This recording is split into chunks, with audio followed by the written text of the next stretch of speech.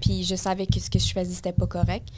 Je le savais très bien, mais ça m'arrêtait pas. Mon idée du corps parfait était beaucoup plus forte que mon envie d'être en santé, dans le fond. Ce balado est présenté par la Société de services financiers Fonds FMOQ qui vous rappelle que vivre en santé, ça commence maintenant.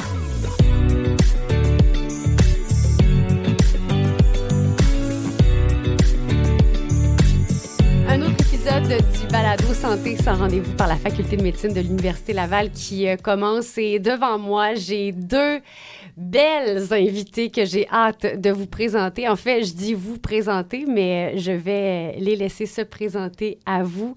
On parle aujourd'hui des troubles de comportement alimentaire, un sujet qui m'a touchée personnellement il y a de cela plusieurs années. Et je trouve ça vraiment le fun que la Faculté de médecine ait choisi de le mettre de l'avant. Donc, mesdames, à qui le tour en premier? Je peux y aller. Bonjour, donc moi, c'est Anaïs Gavidia. J'ai 17 ans. J'ai commencé ma rentrée en soins infirmiers. Dans le fond, moi, je suis une patiente de Sacré-Cœur. Dans le fond, j'ai passé à travers les troubles alimentaires. J'ai commencé ma consultation en 2020 et j'ai officiellement fermé mon dossier en octobre 2023. Félicitations. Merci beaucoup. Alors, moi, c'est Nathalie Gingras. Je suis psychiatre de l'enfant et de l'adolescent et responsable de la clinique des troubles alimentaires au centre de pédopsychiatrie, là, ce qu'on appelle Sacré-Cœur également, là, au CIUS de la capitale nationale. Et je suis également professeure à la faculté de médecine, là, comme médecin clinicienne enseignante au département de psychiatrie et neurosciences. Et la raison, Dr Gingras, pour laquelle vous vous êtes dirigée vers la pédopsychiatrie? Dans le fond, ce que j'ai découvert, au départ, moi, j'aime beaucoup les enfants. J'ai toujours adoré les enfants. Donc, au départ, je voulais devenir pédiatre. Mais quand j'ai fait mes stages en pédiatrie, c'est là que j'ai découvert, en fait, il y avait une personne à l'époque qui faisait, finalement, qui était comme pédopsychiatre. Mais à l'époque, c'était pas encore une discipline reconnue. Mais donc, à voir la personne travailler, là, j'ai découvert ce monde-là. Et ce que j'ai découvert d'intéressant avec les enfants, les adolescents, c'est le potentiel de développement qui est vraiment intéressant. Donc, j'adore la psychiatrie en général, mais c'est merveilleux de voir comment les adolescents, les enfants ont ce potentiel-là devant eux de transformation puis d'aller vers quelque chose, même si la maladie est sévère.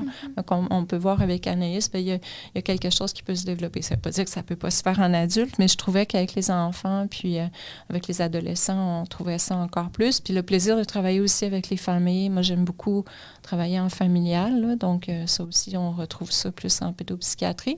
Des fois, certains vont moins apprécier parce que justement, il y a beaucoup plus de monde avec qui on est en interaction. Mais c'est tellement riche là, que ça vaut la peine, je dirais, pour ceux qui ont une envie d'aller vers ça. On en manque d'ailleurs au Québec des pédopsychiatres. Donc, pour ceux qui ont un intérêt, c'est de voir ce potentiel de développement-là puis la richesse, comme je dis, là, des réseaux puis du travail en collaboration, là. Entrons déjà dans le vif du sujet, les troubles de comportement alimentaire. Quand on dit ça at large, permettez-moi l'expression, des fois, il y a un mot qui nous vient en tête, c'est anorexie. Là. Tu sais, c'est le gros, on dirait le terme le plus commun des troubles de comportement alimentaire, mais je veux démystifier c'est quoi concrètement cette appellation-là. Effectivement, c'est un bon point parce qu'il peut y avoir plusieurs présentations à l'intérieur de ce même terme-là. Là. Donc, oui, effectivement, il y a l'anorexie là, qu'on entend peut-être un petit peu plus souvent parler, mais on a également les problématiques de boulimie.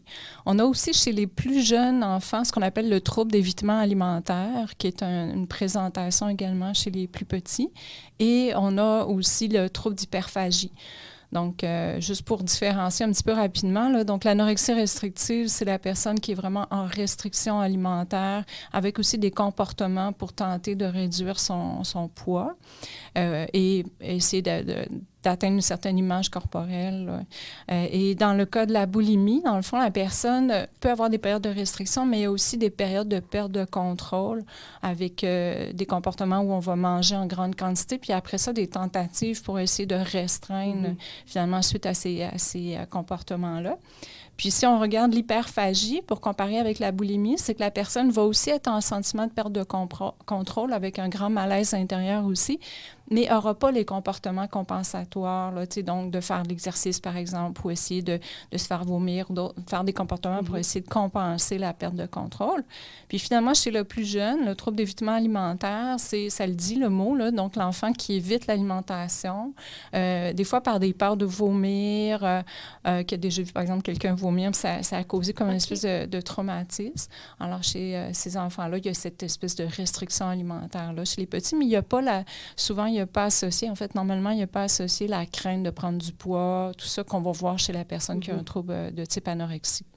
Et est-ce qu'il y a un trouble de comportement alimentaire chez un enfant, comme ce que vous venez de l'évitement alimentaire? Est-ce que ça peut entraîner par la suite des troubles de comportement alimentaire comme l'anorexie ou la boulimie, ou il n'y a pas vraiment de lien à faire entre les deux? Bien, c'est un très bon point. En fait, effectivement, il peut y avoir une évolution vers une problématique de type anorexie. Donc, c'est à surveiller. C'est important d'intervenir. En fait, dans la majorité de ces problématiques-là, plus on intervient tôt, mais meilleure est notre évolution. Donc, meilleur on va éviter finalement justement de la cristallisation ou des comportements à plus long terme, là. Et quand vous agissez auprès d'un enfant, c'est quoi le cheminement que vous faites avec cet enfant-là? Bien, ce qui est important, premièrement, c'est comprendre qu'est-ce qui fait que l'enfant se trouve dans cette situation-là. On travaille beaucoup avec les parents aussi pour aider, parce que les parents sont finalement une des ressources importantes pour essayer de comprendre la situation de leur enfant. Et puis, dans le fond, un peu comme dans les autres problématiques, on va travailler aussi sur l'exposition. Donc, comment on s'expose à quelque chose qui nous fait peur. Alors, ça ressemble beaucoup au travail qu'on va faire avec des gens qui ont un trouble anxieux. Donc, si j'ai peur de quelque chose, bien, je dois réussir à m'exposer face à cette situation-là pour finalement, à la longue, diminuer ma crainte ou diminuer ma peur. Donc, ça, c'est des principes d'exposition. Donc, on va bien les expliquer à l'enfant et aux parents. On travaille beaucoup en équipe avec les parents parce que c'est sûr qu'au quotidien, c'est eux qui sont régulièrement avec l'enfant. Puis, en général, l'enfant n'est pas motivé nécessairement à s'exposer à quelque chose qui lui fait peur, ce qui est tout à fait naturel, là. Il n'y a personne qui a envie de s'exposer à quelque chose qui nous fait peur, là. Et là, on va rester dans l'enfant encore quelques instants avant de s'en aller vers le récit d'Anaïs que j'ai vraiment hâte d'entendre. Moi, je suis une maman là, d'un jeune enfant. Là, c'est pour ça que ça m'intrigue vraiment beaucoup, ces comportements alimentaires-là. Faut pas que je prenne panique si j'ai l'impression des fois que mon enfant veut pas manger tel ou tel aliment non plus. Il faut pas penser tout de suite qu'il y a un trouble de comportement alimentaire. J'imagine qu'il y a une distinction à faire. Là. Oui, c'est un très bon point. C'est-à-dire qu'on a tous vu, puis si on a eu des enfants, on a peut-être eu un enfant, par exemple, qui pendant une certaine période voulait manger juste du macaroni ou je sais qu'il y avait des craquelins. Oui, c'est ça. Donc, on va voir ça. Là où on peut commencer à s'inquiéter, c'est quand il y a un impact sur sa croissance. Donc, si l'enfant se développe pas, donc soit qu'il y a un aplatissement de sa courbe de croissance, donc la taille, le poids ne se développe pas comme normalement. Là, à ce moment-là, on peut commencer à avoir des préoccupations, des inquiétudes ou à intervenir là, sans paniquer, là, parce qu'il y a des choses à faire par rapport à ça. Mais oui, si on voit que notre enfant ne se développe pas comme normalement, versus un autre enfant, comme je dis, là, qui veut manger juste du macaroni, mais bon, globalement, il se développe bien, puis il n'y a pas de souci par rapport à ça.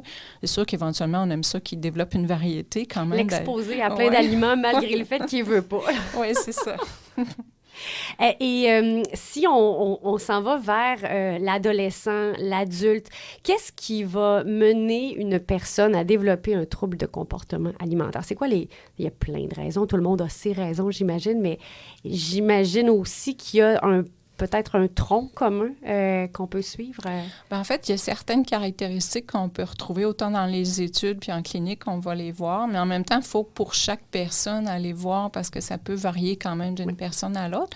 Mais un coup qu'on dit ça, il y a des facteurs, par exemple, au niveau de la personnalité, on va trouver souvent des gens qui vont être attirés par la performance, qui ont un certain ascétisme aussi, un besoin finalement à la fois de performer, puis qui ne répondent pas nécessairement aux récompenses en général, mais qui sont plutôt... puis des gens un petit peu plus tournés vers l'intérieur, manque de confiance en soi, qu'on va retrouver aussi beaucoup dans les caractéristiques plus personnelles.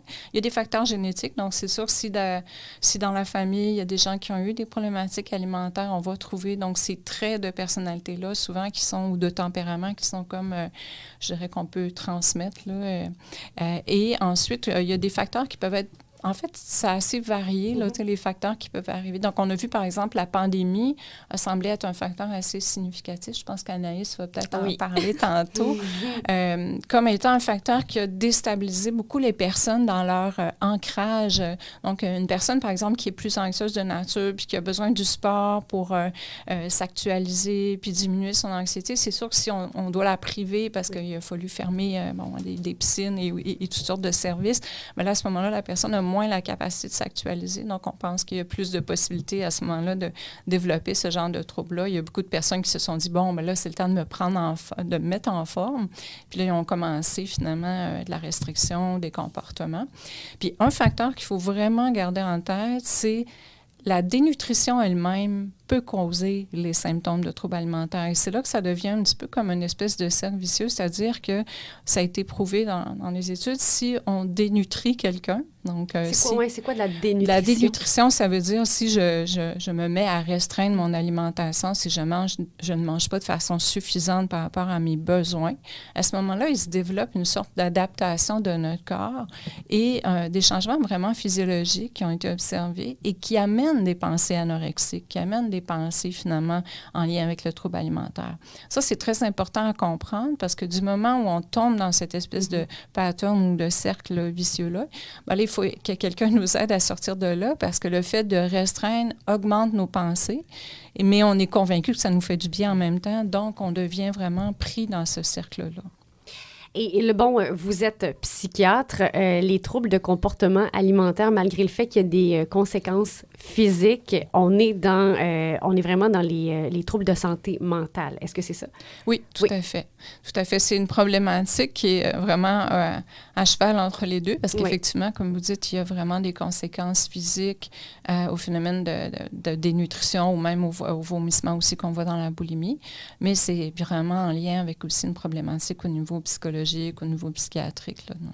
Ouais. Est-ce que c'est vrai de dire que c'est majoritairement des femmes qui vont développer des troubles de comportement alimentaire? Il faut faire attention parce qu'en clinique, effectivement, on voit beaucoup de personnes, plutôt des femmes. Mais on voit aussi que les garçons ne consulteront souvent pas en clinique, mais on va les retrouver par contre dans par exemple, des centres de gym, donc des gens qui vont avoir ce qu'on appelle l'anorexie inversée. C'est-à-dire qu'ils vont chercher, il y a une espèce de recherche du corps parfait, mais d'une façon différente, mais qui peut aussi amener des conséquences au niveau physique, qui peut avoir des problématiques aussi. J'avais entendu le terme bigorexie. C'est-tu un vrai terme, ça? Oui. Qui se sent jamais assez gros. Tu sais, justement, le gars au gym, là, l'espèce de typique image qu'on peut se faire du gars qui se trouve jamais assez gros. Tout à fait.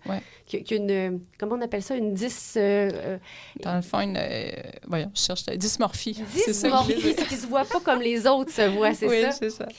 OK, parfait. Donc, Anaïs, on va compléter justement tout le bagage d'expertise avec ton récit. Je te laisse y aller. Puis, à travers ça, si vous avez, docteur, des compléments d'informations pour qu'on puisse juxtaposer les deux, ce serait vraiment parfait. Parfait. Moi, il faut savoir que cette maladie-là m'a apporté beaucoup une image de comparaison. Okay. Je me comparais avec tout mon entourage. Puis j'ai commencé très, très jeune. C'est ça que je trouve très difficile. Parce que là, tu as 17 ans. Oui. Puis ça avait commencé quand tu avais... je pourrais... Mettons, le moment où je me rappelle le plus que je sais quand j'étais jeune, c'était en 4e année. Okay. Dans le fond, moi, je suis grandie dans une famille où l'alimentation était difficile. Il y avait beaucoup de personnes dans mon entourage qui étaient en surplus de poids. Et ça fait que lors des soupers de famille, lorsque je les voyais, il y avait toujours la discussion de « je suis trop grosse ». Moi, je suis trop grosse, je suis pas belle, j'aimerais tellement perdre du poids. Puis, dans une petite tête d'enfant, ça rentre pas mal. Puis ça me chicotait, je pourrais dire. Puis j'ai eu cette image très vite de « Ah, pour être belle, là, moi, il faut que je sois mince. Faut que je sois petite, c'est comme ça qu'on est considéré comme beau. » Puis, il faut savoir aussi que c'était pas mal ça dans la société aussi. Oui, on s'est beaucoup amélioré, certes, mais c'est encore beaucoup ça. Là. Pour être belle, il faut être mince. Puis, moi, j'étais très jeune, je voyais ça, puis j'y ai cru beaucoup. Donc, à partir de 4e année, j'ai déjà commencé à couper mes repas. surtout le déjeuner, je trouvais ça tellement plus simple. Puis tu le faisais en pleine conscience, tu faisais ça pour ça. Oui, et c'est ça qui est très difficile. Moi, dans ma tête, je le voyais pas le mal. Dans ma tête, il ne pouvait pas avoir de problème qui venait avec ça. Moi, c'était vraiment plus dans l'intention, là, je veux pas manger, tu sais, j'aimerais ça être un petit peu plus mince. Puis au début, je voyais plus ça comme un genre de petit challenge, tu vois, tu sais. Je voyais pas les répercussions. Ouais, exactement, que ça pouvait apporter sur moi. Puis, dans le fond, le moment où ça a comme vraiment déclenché, c'est mon arrivée au secondaire, que j'ai trouvé très difficile. Tout simplement, moi, c'est vraiment ça qui a comme déclenché, mais c'est l'arrivée sur les réseaux sociaux. Donc, les Instagram, les TikTok, les Facebook, les Twitter, c'est tellement facile de regarder puis de te comparer. Même si tu connais pas la personne, c'est vraiment, vraiment facile de regarder une photo puis de dire « Oh mon Dieu, j'aimerais tellement ça avoir ces petites cuisses, ça serait tellement plus beau sur moi. » Puis moi, c'est vraiment ça qui a comme un peu chamboulé mon arrivée là, avec les réseaux sociaux et aussi mes Puis le fait avec le secondaire, c'est que c'est à ce moment-là que tu as eu accès aux médias sociaux? Oui, exactement. Moi, avant, là, je voulais pas. Puis ma mère non plus voulait pas. Là, ma mère m'avait vraiment interdit d'avoir tout réseau. Puis c'est ça, quand j'ai eu l'opportunité, j'en ai profité, mettons. Puis ça m'a comme encore plus aidé, entre guillemets, à rentrer là-dedans. Puis, évidemment, comme on en avait parlé tantôt, la pandémie est arrivée. Et ça a été très difficile, je pense, pour moi et tellement d'autres jeunes filles, peu importe, grandes personnes et tout. On était tellement plus sur nos téléphones cellulaires. On a tous vu comment ça l'avait augmenté, là, notre niveau d'écran. Puis moi, c'est vraiment au niveau que je me comparais tellement plus. Puis c'était tellement facile aussi de juger mon corps et tout. Et puis, ce qui s'est passé, c'est qu'en pandémie, justement, comme on l'avait expliqué, j'avais envie de me reprendre en main. J'avais envie de reprendre la forme et tout. Et j'ai commencé à suivre beaucoup d'exercices, là, des workouts là, que tu mets sur ta télé et tout. Et j'ai décidé qu'il fallait que je commence encore avec ça, commencer à me faire vomir. Fait que c'est comme ça un peu que c'est arrivé, là. Ouais. Si on va plus dans les détails, puis si jamais tu n'es pas à l'aise, tu me le dis. Là. Oui, moi, je suis avide d'informations, mais si je rends quelqu'un mal à l'aise, je veux qu'on me le dise tout de suite. Tu es rentrée au secondaire, tu as eu accès aux médias sociaux. Oui. À ce moment-là, la pandémie n'était pas encore arrivée. Non, c'est vrai qu'elle n'était pas encore arrivée. Par contre, moi, Qu'est-ce que tu faisais, mettons, entre ton arrivée au secondaire puis le début de la pandémie? Parce que tu as dit que ça a été là, vraiment, l'élément déclencheur. C'était quoi tes comportements précis à ce moment-là? C'était beaucoup la restriction. Okay. Moi, j'ai eu un sentiment fort quand j'étais jeune, de manque de confiance en moi, justement. Je me trouvais pas assez belle, puis je voyais comme... J'avais le sentiment de vouloir plaire beaucoup aux gens. Et souvent, les gens aiment tellement les petites personnes, les personnes minces et tout. Puis moi, c'était ça que je voulais. Là. Je voulais plaire aux gens. Je voulais que les gens me trouvent belle en me regardant. Puis moi, dans ma tête, c'était en étant mince et non en étant avec...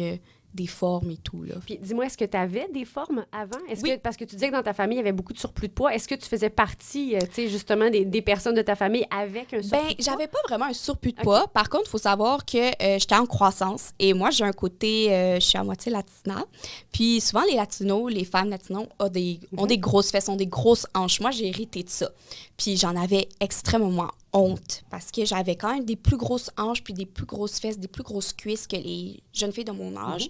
Puis moi, très vite, c'était quelque chose que je voulais cacher. Quelque chose que je trouvais laid puis que j'étais comme, non, je ressemble pas aux filles normales. T'étais complexée de ça. Oui, énormément. Ouais. Donc, entre le début de ton secondaire et le début de la pandémie, ce que tu faisais, c'était que de la restriction alimentaire. Oui, exactement. Je voyais mon amie, par exemple, qui ne mangeait pas de dessert. Moi, je me disais, elle est plus mince que moi, je ne vais pas manger de dessert, moi non plus.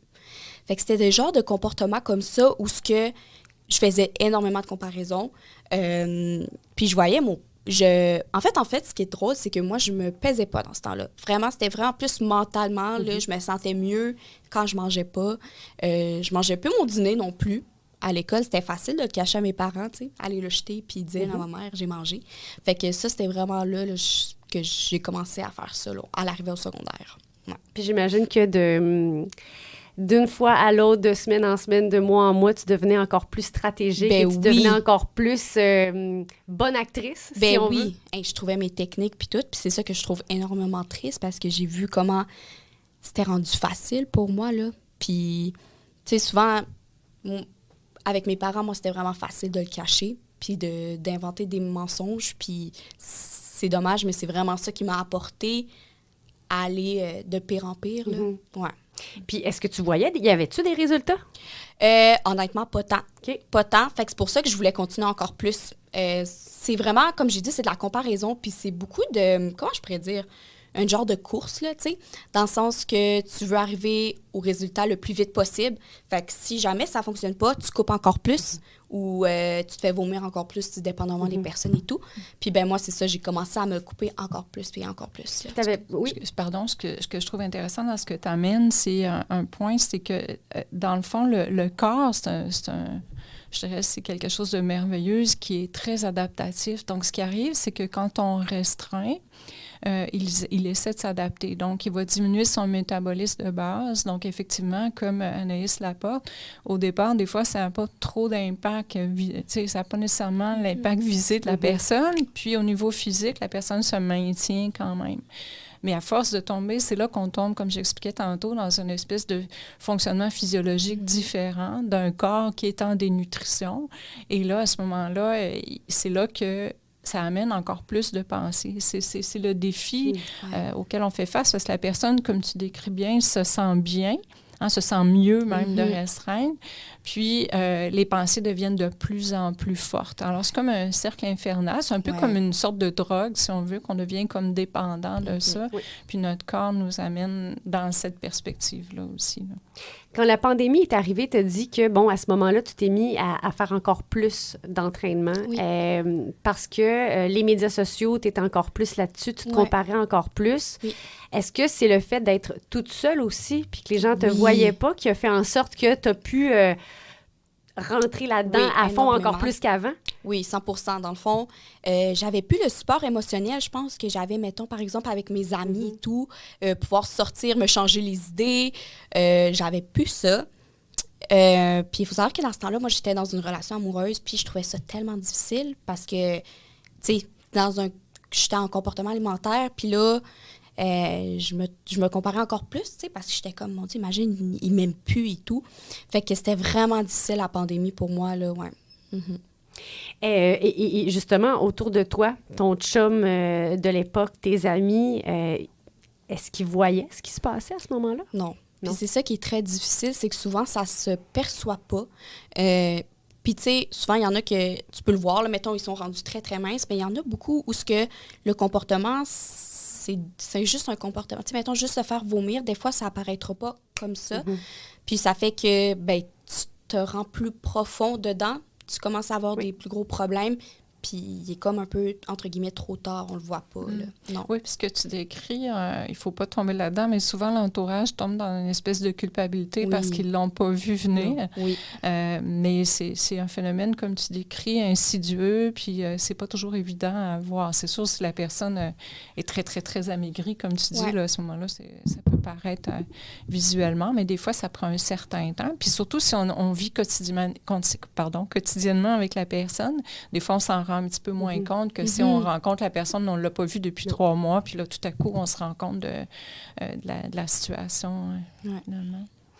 Et bon, tu as dit que durant la pandémie, là, c'est là que tu es venu à vouloir te faire vomir, ce qui fait que, ce que je comprends, c'est que tu as fait de la restriction alimentaire, mais est-ce que tu as eu des rages de nourriture aussi? Oui, bien, c'est ça, moi, que c'est comme quand même assez touché. J'ai commencé avec un petit peu de l'anorexie, puis ça s'est tranquillement tourné en boulimie. Ça n'a jamais été comme un diagnostic clair. Ouais, c'était vraiment comme un petit peu, ça dépendait vraiment de, c'est triste à dire, mais de mon mood, là, comment je me sentais. Aujourd'hui, j'ai plus envie de me restreindre ou tout.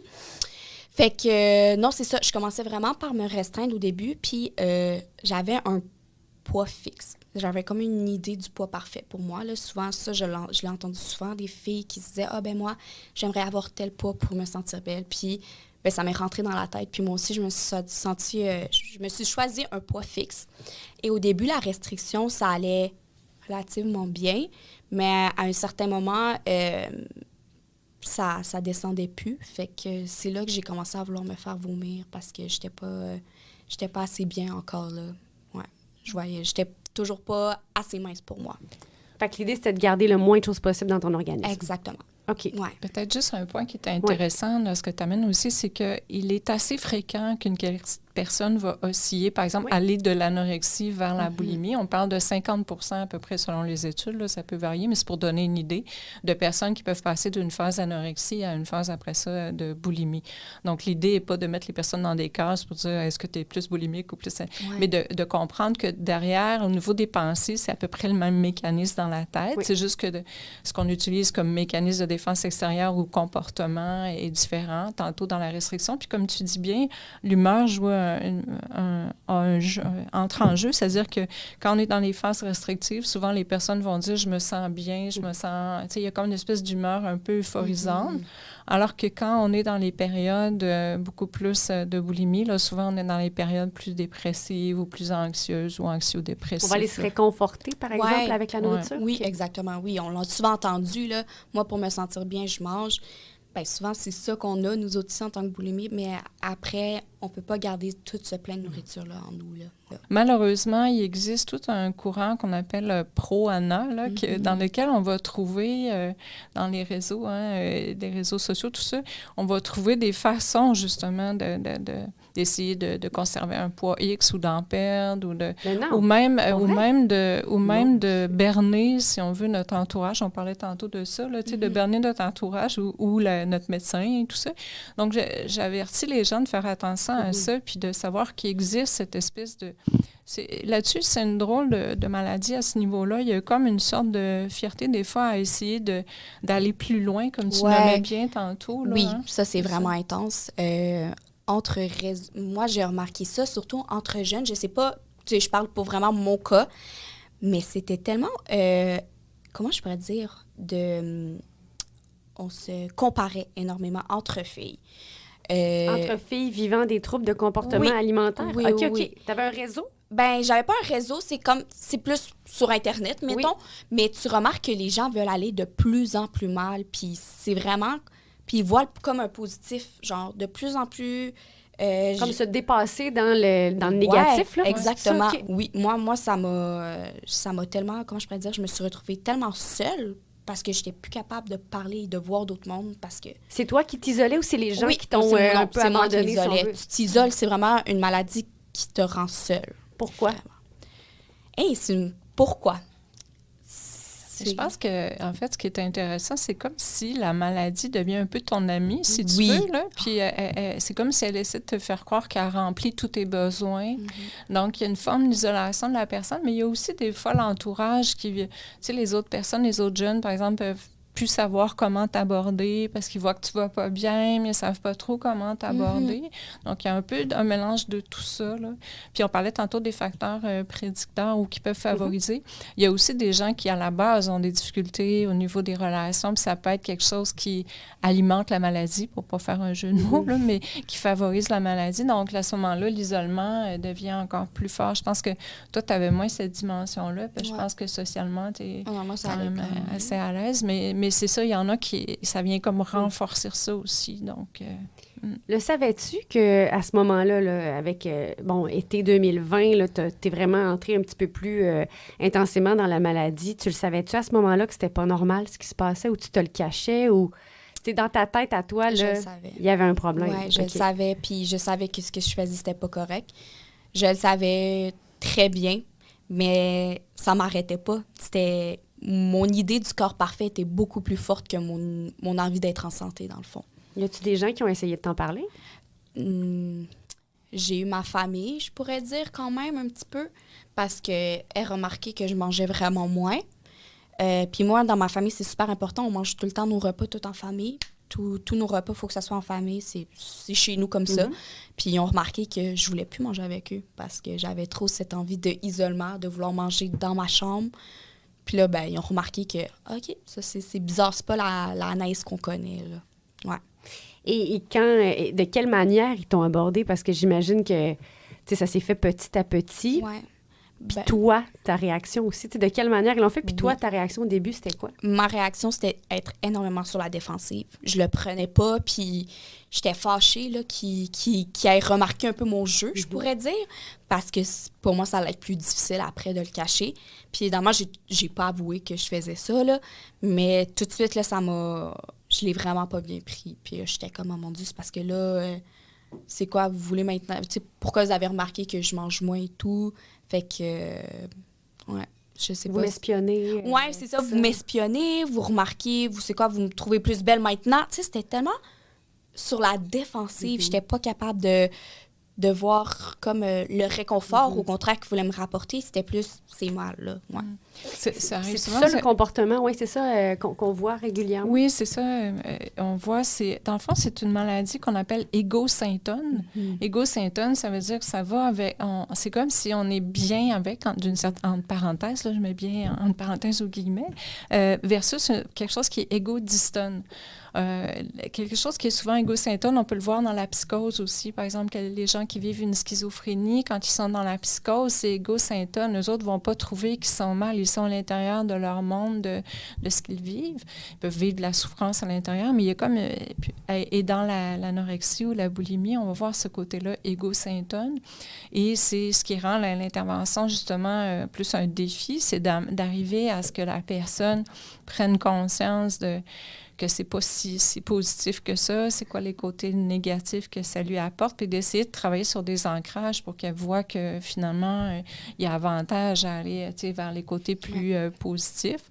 Mais aussi, un des défis, c'est que plus elle va être, comme je disais, sous-alimentée, la personne, bien, plus les pensées vont être fortes, plus, on pourrait dire, quelqu'un disait dernièrement la force noire, là, tu sais, comme dans la guerre des étoiles, là, tu sais, le côté noir de la force, il va être plus fort si on est dénutri. Donc, il faut nourrir la personne aussi, puis il faut réussir à faire ça dans une espèce d'alliance où là, on est transparent dans ce qu'on voit. Ça ressemble un petit peu quand on approche quelqu'un qui a une problématique de consommation de drogue ou d'alcool, où là, il faut nommer ce qu'on observe, être à l'écoute de comment l'autre reçoit ça, puis être ouvert à échanger là-dessus, là, sans vouloir absolument du premier coup dire on va changer l'autre personne, mais nommer notre inquiétude, nommer les impacts que ça peut avoir sur la personne puis sur l'entourage aussi. Là. À partir du moment où ils ont vu ton jeu, là, j'imagine qu'il y a eu d'autres tentatives d'intervenir à ton égard. Oui, ils ont vraiment essayé beaucoup de me contrôler, puis ça, c'est quelque chose qui me fâche beaucoup de personnes, justement, de voir qu'ils se font... Tu sais, on aime tellement contrôler notre propre façon, fait que quand on voit quelqu'un qui essaie de contrôler, on le prend pas. Puis même si je sais qu'il faisait ça positivement, simplement pour m'aider, moi, dans ma tête, je voulais pas aller mieux. Je voulais continuer de mincir puis d'embellir, là, d'être encore plus belle, tu sais. Fait que je voulais vraiment pas être sauvée, entre guillemets, là, à ce moment-là. Là. Qu'est-ce qu'ils ont essayé de faire, tu sais, pour donner peut-être aussi une idée de comment aussi on interagit quand on est un parent, quand on est un ami de quelqu'un qui vit les troubles de comportement alimentaire. Qu'est-ce qu'ils ont fait pour essayer de t'aider? Oui, mais avec le bagage qu'ils avaient, ils ont fait ce qu'ils ont pu, dans le fond. Oui. Là, bien, c'est sûr qu'au début, ça a été très difficile pour eux. Mes parents, ils comprenaient pas trop c'était quoi le principe. Ils étaient comme, ben voyons, mange. Ça, c'est facile, mange. Fait qu'au début, c'était OK, ben tu restes avec nous à table et tout. Puis, tu sais, les choses aussi, c'était j'avais plus le droit d'aller aux toilettes après d'avoir mangé, mettons un certain moment. J'avais plus le droit d'aller aux toilettes seule. Fait que c'était un peu rendu toxique dans une certaine façon. Puis, je pense que c'est pas mal à ce moment-là qu'ils se sont dit, OK, on a besoin d'un peu plus d'aide, dans le fond, là. Ouais. Fait que, dans le fond, j'ai été un peu, entre guillemets, obligée de voir mon médecin de famille. Pour là, on était rendu à quelle date? Là, mettons que juillet 2020, là, ça a été le début. comme septembre, octobre, là, dans ce coin-là. Quelques mois plus tard. Oui, okay. Quelques mois plus tard. Tu sais, là, mes parents se sont dit, là, on a vraiment besoin d'aide. Clairement, elle va pas, tant mieux. Puis même moi, je leur remarquais que j'allais pas bien parce que, ben, veux pas, je commençais vraiment à avoir des impacts sur ma santé. Parce qu'à un moment donné, ça l'arrive. J'avais de la difficulté à l'école parce que j'avais plus de nutriments, donc j'étais tout le temps fatiguée. Je commençais, ça c'est quelque chose qu'on en parle quand même un petit peu, je perdais mes cheveux aussi. J'avais tout le temps froid parce que j'ai plus de nutriments encore là. Maux de tête, maux de ventre, de la constipation, tout simplement. Est-ce que tes règles ont été affectées? Oui, mes règles ont été affectées. Il y a quelques moments où je les avais pas, c'était super irrégulier. Puis là, je me suis rendu compte que, mon Dieu, que ça allait pas tant bien, puis que finalement, j'étais peut-être pas dans le bon chemin, tu sais. Puis ma mère m'a comme mis sur un rendez-vous avec mon médecin de famille, puis aussi, ben je voulais parler de tout ça. moi, dans ma tête, c'était pas nécessairement relié à mon trouble alimentaire. Là. Dans ma tête, c'était plus genre, j'allais mal, peut-être que j'avais une maladie et tout. Puis là, je leur ai parlé de ça. Moi, comme ça, bien tranquille. Puis là, ils m'ont dit, ça devrait aller en psychiatrie. Là. Ça devrait pas rester comme ça. Tu as besoin de plus d'aide. Puis, moi, je comprenais pas. J'étais comme, ah ouais. Tu sais, j'avais jamais vraiment eu d'aide. Fait que j'étais comme, non, ça me tente pas tant que ça. Dans le fond, j'ai commencé justement avec une infirmière qui me suivait environ à toutes les semaines. Ensuite, j'ai commencé un parcours en thérapie. Je trouvais ça super important. Puis ma thérapeute était spécialisée dans les troubles alimentaires. Fait que ça m'a fait hyper du bien. Ensuite de ça, mes parents aussi avaient besoin d'aide parce que souvent, on n'en parle pas, mais nos parents aussi, ils veulent nous aider et tout. Oui. Fait que mes parents ont décidé d'aller rencontrer une travailleuse sociale pour avoir plein de techniques. Puis ça, je sais que ça leur a été hyper aidant. Donc ça, c'est très positif. Et j'ai rencontré aussi une nutritionniste pour m'aider à comme faire un genre de plan alimentaire. Rien de obligatoire. Tu sais, des fois, ça peut faire peur. Le nutritionniste, là, va t'obliger de faire des affaires. Un régime, là? Oui, Ça c'est sonne ça. de même un peu, Oui, là. c'est ça, exactement. Mais c'est vraiment plus dans le sens de voir quel aliment me rapporte quel, mettons, positif, quelles protéines, quels aliments sont plus forts en lipides, par exemple. Puis c'était beaucoup de qu'est-ce que toi, tu trouves facile à manger, puis comment on peut t'aider. Puis c'était des petits défis aussi. Ça, je trouvais ça quand même assez le fun. Des petits défis de, OK, cette semaine, ben j'essaye de manger une collation. Okay. Fait que moi, c'était comme un peu mon processus qui m'a aidée, là. Docteur Gingras, on parlait justement tantôt plan alimentaire, culture des diètes et tout ça. On est là-dedans, je veux dire, on s'en fait vendre à longueur de journée. Là, si le moindrement, on est attentif à ça. Est-ce que ça peut mener à des troubles de comportement alimentaire? Mais comme j'expliquais plus tôt, c'est sûr que s'il y a des facteurs prédisposants, à ce moment-là, ça peut être un des facteurs. D'ailleurs, quand on rencontre les gens pour la première fois, on établit un peu une espèce de tableau pour chaque personne, chaque famille, de facteurs prédisposants, précipitants, qu'est-ce qui peut perpétuer, mais aussi les forces, hein, parce que tantôt on parlait des éléments, oui, il y a des éléments négatifs, mais dans une famille, une personne, même si elle a la maladie, il y a des forces aussi, et puis les forces, il faut aller les chercher, parce que c'est là-dessus qu'on peut s'appuyer là, pour aller de l'avant. Alors, oui, c'est sûr que le phénomène de régime, puis ça demande aussi autant comme intervenant que comme parent, comme les personnes qui accompagnent les gens qui vivent un trouble alimentaire, de aussi s'auto-observer, là, parce qu'on a tous des positionnements face à la nourriture, puis on a tous je pourrais appeler même certains mythes par rapport à des croyances, c'est ça. Donc, ça aussi, il faut le regarder, puis être capable de le critiquer, puis de se questionner là, par rapport à ça aussi.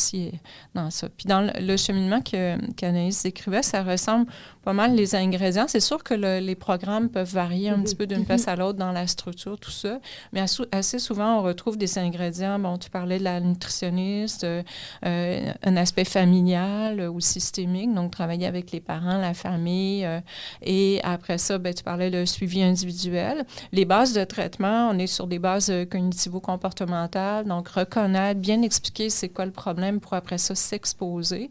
Nos nutritionnistes, c'est des nutritionnistes qui sont formés justement à ces approches-là. Donc, comme tu disais, c'est pas juste dire, bon là, c'est ça qu'il faut que tu manges, mais aussi des fois même établir une hiérarchie d'aliments anxiogènes. Donc, dire, bon, mais quels sont les aliments? Donc, on va pas commencer par les aliments plus anxiogènes, on va y aller par étapes. Ce serait quoi, par exemple, un aliment anxiogène, si on parle de ton cas, Anaïs? Mon cas, moi, c'était beaucoup tout ce qui était sucré et gras. Mais tu sais, honnêtement, ça change tellement tout le temps, là. Parce que dans le fond, quand tu dis anxiogène, juste pour que je puisse bien comprendre, si on te disait tu pourrais manger, par exemple, un morceau de biscuit ou peu importe, toi, est-ce que c'est parce que tu avais dans ta tête, tu disais, c'est sûr que si je mange ça, je vais passer à travers la boîte, ou si je mange ça, je vais prendre du poids? Je vais prendre du poids. OK. Ouais, c'est comme très facile à le voir, là, mais moi, dans ma tête, c'est ça, c'était dès que tu manges quelque chose, tu vas prendre du poids. OK. Donc, c'était vraiment comme beaucoup des aliments là, gras, riches, tu sais, ou des aliments, tu sais, comme vraiment, des fois, c'était très simple. Mettons, les patates. Moi, j'avais la difficulté parce que ça bourre beaucoup. Oui. ça, c'était des aliments que j'avais vraiment plus la difficulté là, avec. Quelqu'un aurait pu avoir, par contre, la peur que vous décrivez là, de perdre le contrôle. Ouais. Donc, c'est pour ça que c'est important de s'intéresser à la personne pour voir vraiment, tu sais, cette personne-là, c'est quoi ses craintes, c'est quoi ses besoins. Oui, il y a la maladie, mais ça peut s'exprimer tellement différemment d'une personne à l'autre. Puis c'est là qu'on va trouver les bons outils d'intervention. Là. Puis bien sûr, chez les plus jeunes, là, juste pour terminer, au niveau de l'intervention, il y a aussi vraiment, quand je parlais de l'approche familiale, il y a un type d'approche là, qu'on appelle, en anglais, family-based therapy, donc de vraiment travailler à aider les parents. Tantôt, tu parlais de prendre le contrôle, pas prendre le contrôle, mais plutôt à être en accompagnement de leurs jeunes pour essayer d'aider la personne à s'exposer. Chez les plus jeunes, c'est rare que les personnes vont s'exposer d'eux-mêmes. Là. Donc, les parents ont besoin souvent de s'impliquer pour aider. Déjà, tes parents avaient eu de façon instinctive l'idée qu'on va remettre des rites de vie, elle va venir manger avec nous. Donc, essayer que la personne ne s'isole pas, tout ça. Là, fait que ça, c'est des choses qu'on va aider les familles à accompagner leurs jeunes avec cette situation-là. Puis, tu sais, alors que tu étais en plein dedans, tu étais fâchée après tes parents. Puis maintenant, là, j'imagine que le comportement est différent. Est-ce que tu es reconnaissante je de pourrais tes jamais parents? les remercier assez. Okay. Ils ont toujours, même si des fois ils ont eu des questionnements, puis ils ont eu des craintes, ils ont été toujours avec moi, puis 100% genre sportant. En support, exactement. Faut le dire de même. C'est ça, exactement. Ils voulaient toujours... En fait, leur but profond, c'était juste m'aider. Puis oui, des fois, peut-être qu'ils ont eu des difficultés, mais ils ont été là, puis ils ont essayé de m'aider, puis ils ont fait leur meilleur. Fait que jamais je pourrais les remercier assez, là. Ouais. Est-ce que le mot psychiatrie, ça fait peur quand tu te le fais dire? Ben oui. Hey, le mot psychiatrie, ça fait peur. Moi, honnêtement, ce que je voyais, c'était un fou attaché, là, tu sais, parce que c'est comme ça qu'on se le fait présenter et tout. On le voit pas comme positivement, au contraire. Fait que c'était vraiment un mot qui me faisait peur puis que je voulais pas avoir. Mais en même temps, j'étais soulagée de me dire, OK, mais je suis pas tout seul, dans le fond. Il y a plein de personnes comme moi, là, qui ont aussi ce problème-là. Puis il y a des spécialistes qui sont sur ça, concentrés sur ça, parce que justement, c'est un problème de santé mentale, genre. Fait que ça, c'était un peu j'étais rassurée aussi. Puis ça a été très vite, moi, que j'ai été admise là-bas, là, puis déjà, là, dès les premiers rendez-vous, je sais pas, moi, ça a été miracle. Tu sais, s'il y en a que ça marche pas, mais moi, tout de suite, ça a été quelque chose qui m'a énormément Est-ce que aidée. dès le début, vous avez été jumelés l'une à l'autre? Oui, je pense que oui. Okay. Ouais. Ben, de ce que je me rappelle, moi, j'ai toujours gardé la même pédopsychiatre, là. Fait que oui, je l'ai eu tout le long, là, pas mal. Il y a un seul petit moment où j'ai arrêté de la voir parce que j'avais commencé à faire l'hôpital de jour. Moi, c'est quelque chose qui m'a vraiment aidée, si jamais... C'est quoi l'hôpital de jour? Ben, dans le fond, c'est un hôpital de jour, un hôpital comme si tu vas à l'hôpital normal. C'est comme un peu ta deuxième école. À tous les jours, tu vas là-bas et tu fais des ateliers. Tu peux y aller pour n'importe quoi, là. Moi, je suis allée pour troubles alimentaires, mais j'avais aussi d'autres comportements que c'est pas nécessaire, mais en tout cas, d'autres problèmes. Il y en avait plein que c'était pour d'autres raisons, l'automutilation, pensée suicidaire. Tu vas là-bas. C'est tous des jeunes, Oui, j'imagine? En fait, ça vise beaucoup la question de comment on régule nos émotions. Oui. Okay. Fait qu'en fait, Anaïs avait passé, je dirais, les premiers stades qui étaient, la réalimentation. Tu sais, quand tu es allé vers l'hôpital de jour, on était vers... Souvent, là, on arrive à une étape, puis on dit, puis c'est sûr qu'il faut que la personne elle veuille aussi. Oui. Donc, la personne s'est dit, moi, je veux peut-être aller pousser un petit peu plus loin. Je veux comprendre comment mieux reconnaître mes émotions, comment mieux les gérer. L'hôpital de jour, c'est vraiment autour de cette optique-là.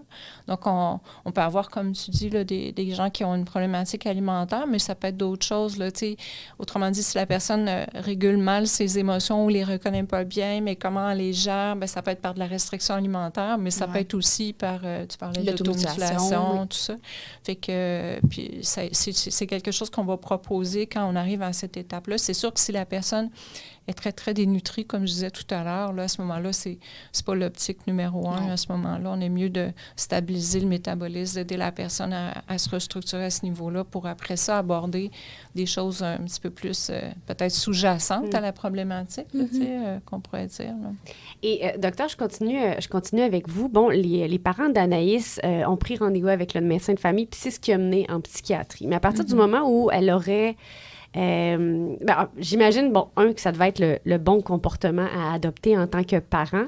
Et de deux, si Anaïs aurait dit non en bloc, elle aurait refusé, on fait quoi après si la personne elle-même refuse des soins? En tant que parent, on veut le bien, mais en même temps, on ne peut pas continuer à entretenir un environnement toxique où il faut l'accompagner aux toilettes et tout. Non, là, mais... tu sais, des fois, on peut être pris en tant que parent. On aime notre enfant, mais on ne veut pas non plus, tu sais... Oui, puis des fois aussi, on n'a pas nécessairement accès à un médecin de famille. Donc, c'est sûr que ça a été une approche qui a été, je pense, très positive de la part des parents d'Anaïs, c'est d'aller chercher de l'aide, d'aller chercher avec le médecin de famille, tout ça. Puis Anaïs, même si, comme tu disais, tu comprenais pas nécessairement le pourquoi, mais tu avais quand même une partie de toi qui avait l'air de dire, OK, je vais y aller. Ouais. Mais comme vous nommez, c'est pas toujours facile. Dans la région de Québec, on a quand même structuré une trajectoire, je pense, intéressante avec ce qu'on appelle des évidences, c'est-à-dire qu'on a défini quand quelqu'un a ce type de comportement-là, là, je parle des moins de 18 ans, là, à ce moment-là, qu'est-ce qu'on peut faire? Donc, on peut appeler même au 811. Donc, vous pouvez être un ami, un parent, puis dire, bien là, je ne sais pas trop quoi faire face à cette situation-là. Puis là, on va avoir un accompagnement. Puis, ça peut être dirigé vers ce qu'on appelle une infirmière navigatrice qui peut même rencontrer la jeune. Donc, tout ça dans une optique de tranquillement aller vers le bon service. Puis à ce moment-là, la personne peut être dirigée soit vers le centre de pédopsychiatrie, comme toi, ça a été ton cas, ou il y a d'autres ressources dans la région. Par exemple, on a des ressources communautaires, on a l'Éclaircie, on a Sépia. Donc, il y a différentes ressources qui peuvent être aidantes. Puis des fois, les personnes vont trouver ça moins, comment je pourrais dire, brusquant d'aller vers la ressource communautaire plutôt que d'aller directement, comme tu disais, en psychiatrie. Oui. Là. Donc, ça peut être des étapes là, entre tout ça. Puis si vraiment la personne, on est inquiet, puis on dit, bien là, vraiment, sa santé est vraiment en difficulté, bien là, on peut aller aussi vers l'urgence et puis à ce moment-là, avoir une consultation à l'urgence pour évaluer l'état de situation, pour ne pas se rendre, parce que des fois, on peut se rendre avec des conséquences physiques, dont, par exemple, un ralentissement cardiaque, donc il peut y avoir des impacts quand même pour la santé. C'est une des maladies les plus mortelle de la psychiatrie, là, en psychiatrie. Et c'est une des maladies avec le plus, on appelle de morbidité, donc de conséquences sur le fonctionnement de la santé. Ouais. Tu décrivais bien tantôt des symptômes physiques là, qui peuvent être associés à la dénutrition. Là, le suivi s'est fait sur 3 ou 4 ans, si je ne me trompe pas. 3 ans environ. 3 ans. Oui. Docteur, quand vous regardez Anaïs aujourd'hui, que vous la comparez à il y a 3 ans, qu'est-ce que vous voyez de l'évolution d'Anaïs? Bien, moi, ce que je vois, c'est... Bien, premièrement, c'est une personne qui a vraiment appris à se connaître. Hein. Je pense qu'elle a appris à développer ses ressources. Donc, on a souvent des ressources internes qu'on ne connaît pas, puis tout ça. Donc, je pense que le cheminement, il a permis de mieux se connaître, apprendre justement à réguler les émotions, tout ça. Je pense que tu as aussi bien compris l'impact de la maladie, puis autrement dit, elle a découvert peut-être qu'elle avait certains besoins à la base que la maladie avait répondu à un moment donné de façon satisfaisante, mais que là, c'était plus, ça devenait pathologique ou toxique, comme tu nommais tantôt. Hein, je pense. Puis, moi, je trouve que c'était déjà une belle personne à la base, mais c'est juste comme déployer encore plus là, vers des choses que tu peux actualiser, je pense. Hein. Comment tu régules tes émotions maintenant? Honnêtement, moi, ce que j'ai fait beaucoup, c'est sortir dehors, prendre du temps avec ma famille. J'ai trouvé plein de choses que j'aime, lire, écouter de la musique, jouer avec mon chien. C'est tous des trucs tellement faciles, mais que des fois, on voit pas. C'est ça que moi, j'avais beaucoup de la difficulté dans ma tête, c'était miraculeux. Des fois, il faut que tu essayes, puis ça fonctionne pas, puis c'est pas grave, puis essaye autre chose, puis si tu vas mal de temps en temps, c'est normal, c'est correct, mais faut pas que tu abandonnes, tu sais. Puis même si ça semble si simple là, d'aller caresser ton chien pendant 10 minutes, ben si ça t'aide, ben c'est parfait de même, puis continue, c'est ça, là, ouais. Est-ce qu'on peut sortir des troubles alimentaires complètement? Là, je comprends que le dossier a été fermé, mais est-ce que les troubles de comportement nous suivent malgré tout jusqu'à la fin de nos jours? Est-ce que, malgré la thérapie, malgré le fait que le dossier soit fermé, est-ce qu'on a toujours une petite épée de Damoclès au-dessus de la tête? Genre, on est toujours susceptible de redévelopper quelque chose par la suite, vu qu'on l'a déjà vécu? Ben moi, j'aurais tendance à dire que oui. Parce que ce qui est difficile, c'est que le trouble alimentaire, c'est sur la nourriture. Et la nourriture, tu vas l'avoir toute ta vie. Toute ta vie, tu vas voir des calories. Fait que c'est tellement facile de te comparer comme ça. Mais c'est ça, je pense pas qu'on peut en guérir, mais on peut tout le temps s'améliorer à aller mieux. Tu sais, moi, c'est sûr que je vais avoir encore des difficultés, puis des fois, c'est vrai qu'il y a des jours que je suis comme, peut-être que je mangerais pas ça, mais est-ce que ça fait de moi que je suis de retour dans mes troubles alimentaires? Pas du tout, là. Ouais. Non, c'est ça. Je pense que, ben, tu sais, si on regarde dans les études, ça se répartit en 30 30 30 là, c'est-à-dire 30 qui vraiment se sentent quand même assez solides, mais comme tu dis, ils peuvent peut-être avoir, peut-être des petites fragilités des fois par rapport à des thèmes ou des sujets comme les calories. Ou des moments dans la vie aussi. Oui, c'est ça, des périodes plus difficiles. Oui. Après ça, vous avez un 30 qui reste avec quand même certaines préoccupations, puis des moments plus intenses, justement, dans des périodes de vie où il y a des stress. Alors ça, on va le voir. Puis après ça, il y a un 30 des gens qui restent quand même dans la maladie là, de façon plus chronique. Puis chez qui, ce qu'on essaie de travailler, c'est l'adaptation, c'est de comment j'apprends à vivre comme avec une autre maladie qu'on a plus chroniquement, comment j'arrive quand même à faire ma vie malgré cet impact-là. Puis ce qu'il faut comprendre aussi, c'est qu'il y a quand même un bon pourcentage qui, avant, mettons, l'anorexie, avait aussi un trouble anxieux. Donc, des fois, ces personnes-là vont rester avec l'anxiété, mais ils vont apprendre à vivre avec leur anxiété. Parce que dans la vie, comme tu dis bien, là, des fois, ça va mal. Mais comment je peux apprendre à gérer les choses malgré le fait que j'ai une tendance peut-être un petit peu plus anxieuse que la moyenne, là. Anaïs, tu as commencé à faire des études en soins infirmiers. Y a-tu un lien, tu penses, avec tes troubles de comportement alimentaire? Oui? Ben oui, dans le fond, moi, ce que j'ai remarqué, c'est que je vais être en position d'autorité. Je vais devoir aider des gens qui vont aller mal. Je ne connais pas leur situation, puis je vais les aider, je vais leur donner des trucs, des techniques, des conseils. Il faut que je les applique à moi aussi. C'est ça que j'ai vu ça un peu comme ça. Pour aider... Tu sais, la phrase « pour aider quelqu'un, il faut que tu t'aides soi-même en premier oui. ». Moi, ça a été comme mon déclic là, en rentrant en soins infirmiers. Je me suis dit, si tu veux aider d'autres personnes, faut que toi aussi t'ailles bien puis que tu sois prête à te concentrer juste sur eux. Puis moi, ça a comme été vraiment mon déclic. Je me suis dit, il faut que j'aille mieux, puis il faut que je m'aide. Puis après, je vais être prête à 100% à donner de ma tête à mes patients que je vais avoir prochainement. Là. Fait que, ouais. Puis jusqu'à maintenant, ça fait quelques mois à peine que tu as commencé. Oui. Comment t'aimes ça? J'adore ça. Oui. Je trouve ça vraiment le fun. Il y a plein de sujets qu'on parle que justement, je me sens... que je peux parler un peu, que j'ai déjà vécu. Puis ça, je trouve ça super intéressant parce que, veux pas, oui, c'est négatif, un problème de santé mentale, mais tu vas toujours en apprendre. Puis ça fait de toi la personne que tu es aujourd'hui. Puis moi, je trouve que c'est quelque chose que, oui, ça a été très difficile, mais je pourrais pas me changer. Puis c'est comme ça que je suis, puis c'est la vie, là. Puis il faut que je vive avec, puis j'apprenne à m'aimer pareil, puis que de pas me taper sa tête à cause de ça.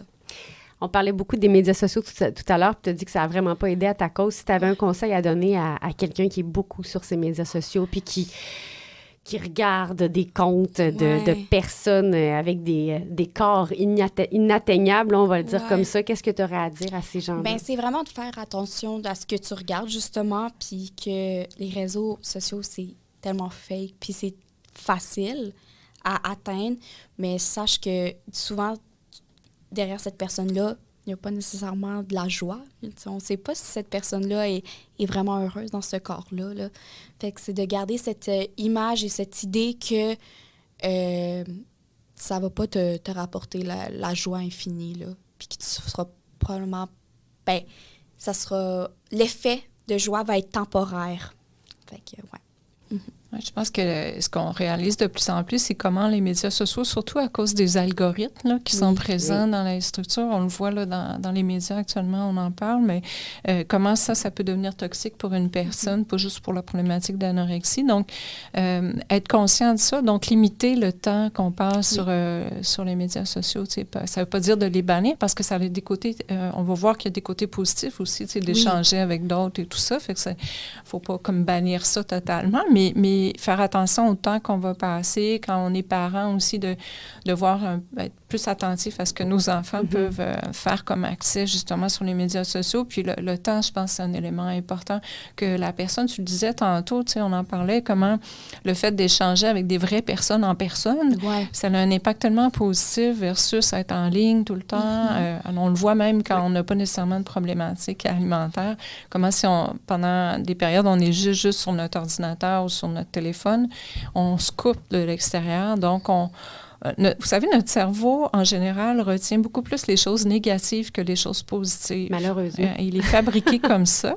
Alors, c'est sûr que si on est tout le temps sur des images plus négatives, on finit par rester dans ce monde-là puis avoir les choses comme ça. Là. Et en terminant, la question redoutée de tous les invités, la plus difficile. Ouais. Si vous aviez un rendez-vous, parce que le balado s'intitule « Santé sans rendez-vous », si vous aviez un rendez-vous à prendre avec quelqu'un, mort, vivant, fictif, réel, peu importe, il n'y a pas de limite, ce serait qui et pourquoi? Dans le fond, c'est une très belle question. Puis moi, je pense que, en fait, je suis certaine que la personne que qui souhaiterait parler, c'est mon père, dans le fond.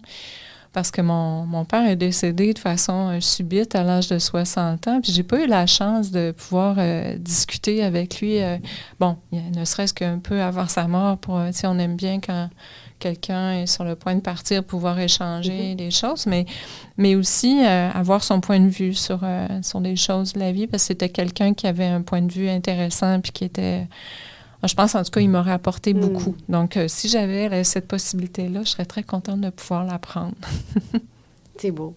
Oui, fait que dans le fond, moi, j'ai pas pensé vraiment à quelqu'un, j'ai pas trouvé quelqu'un personnellement, mais c'est plus un message à tout le monde qui va vivre ou qui passe par ça là, en ce moment. C'est que vous êtes beau et belle à votre façon, puis vous n'avez pas besoin d'être comme tout le monde. Puis sachez que on s'en sort un jour, puis que allez chercher l'aide que vous avez besoin, ayez pas honte, puis parlez-en beaucoup. Ouais. Avoir les étoiles que tu as dans les yeux, Anaïs, c'est beau, c'est même super émouvant. Je suis vraiment touchée par ton message. Vraiment, d'après moi, tu vas en toucher une méchante gang. Alors, Anaïs Gavidia, 17 ans, étudiante en soins infirmiers, qui a vécu les troubles de comportement alimentaire et qui s'en est sortie.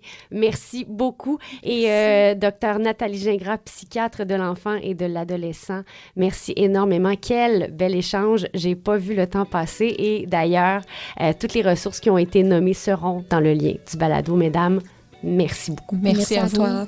Merci.